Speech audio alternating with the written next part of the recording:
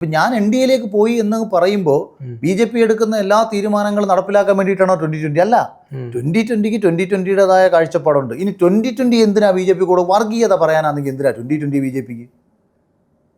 ഇപ്പം നീ പ്രൊഫസർ രവിചന്ദ്രൻ്റെ കൂടെ ഇൻ്റർവ്യൂ എടുത്തിട്ടുണ്ട്. നിനക്കൊരു ആത്മീയ സംഘടന ഉണ്ടാക്കണം, കേരളത്തിൽ ആത്മീയത പ്രചരിപ്പിക്കണം, എന്നിട്ട് നീ പിടിച്ച് രവീന്ദ്രൻ മാഷിനെ പിടിച്ച് പ്രസിഡൻ്റാക്കി എങ്ങനെ ഇരിക്കും? അന്നെ വിറ്റായിരിക്കും അത്.